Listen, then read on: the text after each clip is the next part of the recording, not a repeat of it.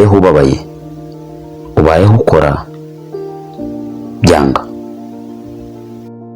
wamaze igihe kirekire uhangana n'ubuzima byanga, wamaze imyaka yawe y'ubuzima bwawe bwose nta cyiza ubona, ntawe ugushimisha ndetse nta n'ikigushimisha, uratega imitego yitegura, urakora ibyo ukora biranga buri munsi kandi mu gihe ubona abo mwakuranye, abo mwabanye bose batera imbere ubareba.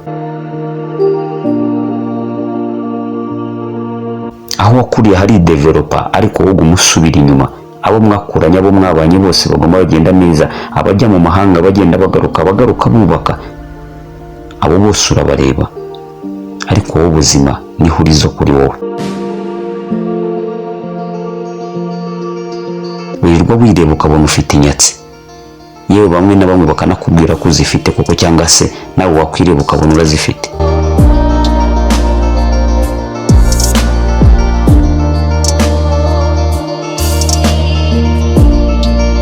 Reka turebere hamwe inkuru y'ubuzima bwa Daniel, twigire hamwe.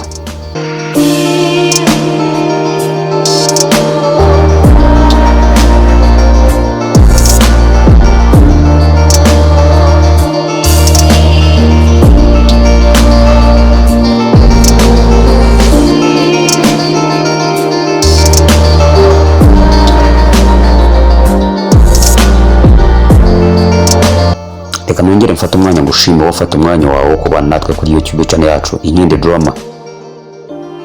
Ndagushimiye cyane ko waramaze gukora subscribe. Uri umuntu w'agaciro kuri twe, uri umuntu w'ingenzi cyane kandi uri umuntu w'umugabo. Reka turebere hamwe inkuru y'ubuzima bw'umwana bita Daniel, inkuru y'ubuzima bubabaje ndetse inkuru y'urugendo rukakaye rwa Daniel. Daniel ni umwana wavutse mu muryango ukennye mu mwaka w'1986. Ubwo Daniel yavukaga yaje ari umwana w'umuhungu, aza ari umwana umuryango w'ubyaye wishimye ariko ukennye bikabije. Akenshi iyo tuvutse dukennye ubuzima bwacu buradukomerera. Kuva ku munsi wa mbere Daniel ubuzima bwari bugoye, ariko ababyeyi be kuko bakundanaga muri situation babagamo iyo ariyo yose, bagorwaga n'ibindi byo hanze, ariko bo ubwabo mu nzu bari bishimye. Bike babonye, bibi babonye, bakabisangira n'urukundo n'ubwuzu. Ariko ku bw'icyo gihe hariho amacakubiri ashingiye ku moko. Umuryango wa Daniel ntiwari ubayeho neza.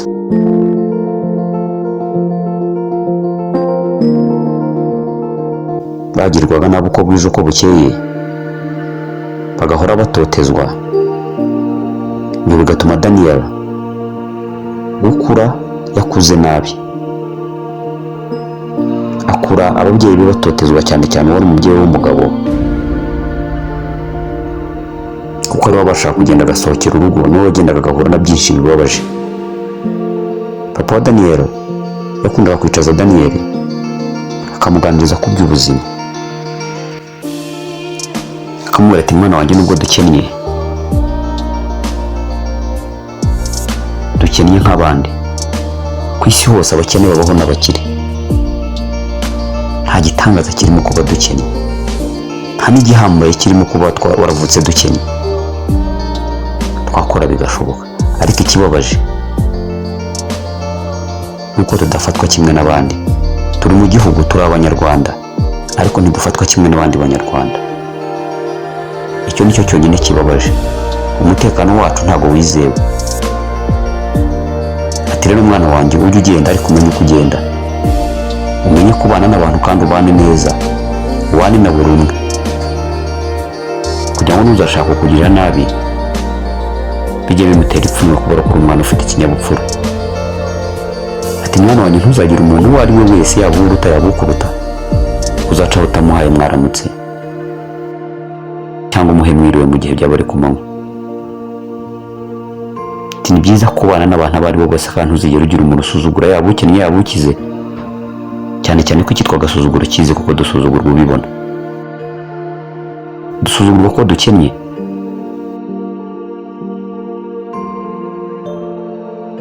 tukongera tugasuzugurirwa ubwoko turi bwo,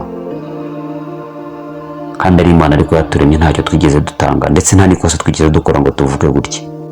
Ariko icyo ugomba kumenya ukanashyira mu mutwe wawe ni uko turi Abanyarwanda. Papa wa Daniel yari umugabo ukunda gusenga cyane kandi wizeraga Imana. Yari umugabo wari ufite igihugu arota, igihugu gitemba amata n'ubuki, igihugu aho umunyarwanda azaba areshya n'undi, aho kwitwa umunyarwanda bizaba ari ijambo rusange, kubera ko umunyarwanda azaba areshya n'undi, umunyarwanda azaba yiga kimwe n'undi, ariko cyari igihugu yarotaga. Ibyo byatumaga ahora abiganiriza umwana we, akajya amufata akamujyana ahantu mu mpinga, akamujyana ahitaruye abantu, akamuganiriza ku mateka y'igihugu, akamuganiriza uko byatangiye, akamubwira n'ibibi byabyo. Ariko agahora abwira umwana we ati mwana wanjye bishoboka igihe nzaba ndiho, ko nta cyizere cy'ubuzima yari afite kuko yagendaga ahohoterwa umunsi ku wundi, akubitwa agirirwa nabi. Yari amaze kugera igihe cyo kuruha, yumva ko rimwe na rimwe hari igihe bazamukubita bakamwica. Agafata umwanzuro wo kuganiriza umwana we, akajya akunda kumufata akamujyana ahantu hitaruye abandi bakaganira, ariko akajya amubwira ati mwana wanjye igishoboka kuruta ibindi byose, uzagira ikinyabupfura ubane n'abantu abo ari bo bose kandi uzige. Ati kuko nta muntu wize uzi uko umubiri ukora, uzi aho amaraso ava, ufata mugenzi we ngo amugirire nabi. Ntawagufata ngo kurambika hasi akubite, ntawagufata ngo ukubite ingumi y'umutima, abizi neza ko umutima ari wo moteri w'umubiri. Ntawabikora yarize. Ati ahubwo abize bafite imitima mibi nibo bakoresha batarize. Ati rero mwana wanjye uzige,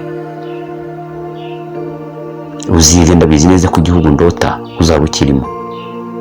Agakomeza amubwira ati mwana wanjye hari igihugu ndota, hari igihugu mbona imbere, igihugu aho umunyarwanda azaba areshya n'undi, uburenganzira bungana, amahirwe angana, ubayeho bingana, ukosa agahanwa kimwe n'undi.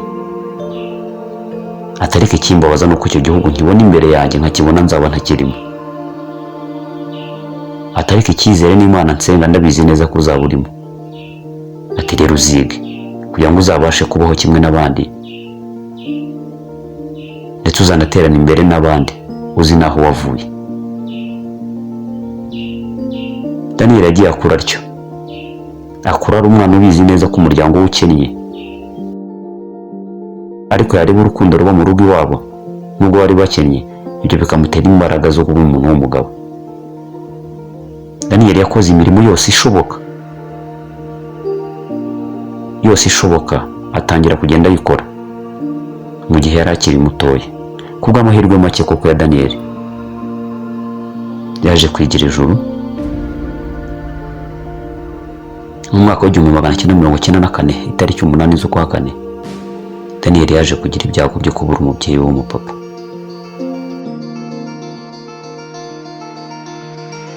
Mbere y'uko umubyeyi agenda yarihishe hamwe na Daniel, aramubwira ati mwana wanjye yegera nkubwire,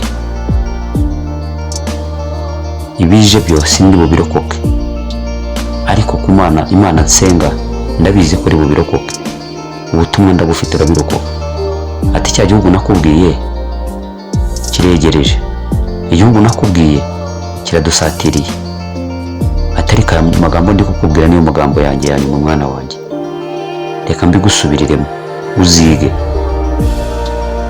uzabane na buri umwe amahoro. Ati nta muntu wize uzi uko umubiri ukora wagira nabi bigeze ahangaha. Nyuma yo abari bageze kuri uwo mubyeyi bagiye kumwica, bari bamubonye ubwo yacengeraga mu gihuru, yacengeyemo bamureba, ariko yarabizi neza ko umwana we ntacyo azaba, ndetse amugena n'ubutumwa bwe bwa nyuma.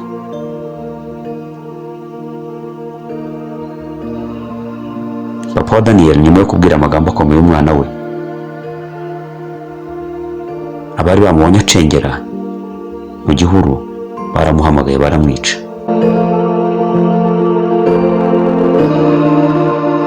Daniel n'umuryango we basigara batyo, basigara nta papa bafite, ariko message bari barihawe na papa we y'igihugu cy'amata n'ubuki, igihugu aho umunyarwanda azabareshya n'undi. Daniel ibyo bintu byamugumye ku mutima. Birumvikana niba yaravutse 86, 94 yari afite imyaka 7. Nubwo yari itaruzura neza ariko yari 7. Daniel nyuma yaho yaje kujya mu ishuri kimwe n'abandi bana, ariko kuko bari bakennye we ntibyamukundiraga ko yiga ngo abone umwanya wo kwidagadura nk'abandi bana. Yavuga ku ishuri akajya gukora imirimo itandukanye, imirimo ivunanye yarutaga uko yanganaga, cyane ko yari umwana udafite igara rinini. Nyamara abandi ku ishuri baramuseka, rimwe na rimwe yagendaga anasa nabi kuko atabaga yabonye umwanya wo kwiyitaho. Umubyeyi w'umumama nawe yasigaranye ku ruhande arakora uko ashoboye kugira ngo arere abana. Yabaye umubyeyi w'imfura, aba umubyeyi w'umumama nyamumama, kuko umubyeyi buri mwana wese yakwishimira kugira. Ariko akabazo ko kuba umuryango ukennye nawe yaravunikaga bishoboka birenze ibikenewe. Ibyo byababazaga Daniel cyane, bikanamubabaza cyane ko ntacyo afite cyo kubikoraho. Ariko nta kundi byagombaga kugenda, umubyeyi yagombaga kuvunika kubera ko yari umubyeyi nyamubyeyi, akavunikira urubyaro rwe. Daniel akora bigoranye, uturimo twose yagendaga akora, nyamara hari imivune. Gusa icyiza cyari gihari, igihugu yari yarabwiwe na se, cya gihugu cy'amata n'ubuki, igihugu cy'iterambere aho umunyarwanda azabareshya n'undi. Icyo gihugu Daniel yakibonesheje amaso ye. Uko igihe cyagendaga gishira, yagize ahagira icyizere cyo kubaho, agira icyizere cyo kuba mu muryango, kuko yagendaga abibonesha amaso ye. Aho umunyarwanda yareshyaga n'undi, aho ubwoko n'ubu nta gaciro bwari bufite, ahubwo kuba umunyarwanda ari byo biri imbere, ukosa agahanwa. Usaba imbabazi akazihabwa, aho ubunyarwanda aricyo kintu cyonyine kiri imbere kuruta ikindi kintu cyose gishoboka. Ariko ibyo ntibikuraho ko Daniel yavutse mu muryango ukennye, yagombaga gukora avunitse, ariko kubw'ibanga yari yarahawe na se ry'uko agomba kwiga, ibyo byatumye atava mu ishuri, agakora ya mirimo ivunanye, akabaho muri bwa buzima bugoye. Ari nako umubyeyi w'umumama nawe ubuzima bumugoye, ariko akihangana kubw'amagambo meza yari yaravanye ku mugabo we. Kubw'urukundo n'uburere Daniel yagiye abonana umubyeyi we, yakomeje afite akabaraga, agakora afite n'icyizere kuko yabonaga ari mu gihugu gifite umutekano. Gusa Daniel nta mbaraga afite. Daniel amaze kuba agasore k'ingimbi, imirimo yatangiye kuyihindura. Daniel ko arahetse ibintu bimurusha ibiro se, iri gare rikaba rimutuye hasi. Aho Daniel arabyuka ahangaha. Reka dukomeze mu bice bikurikira, ariko dufata akanya gatoya tunezererwa igihugu turimo, tunezerwe ku munyarwanda areshya n'undi, uburenganzira bungana ku gihugu cyacu.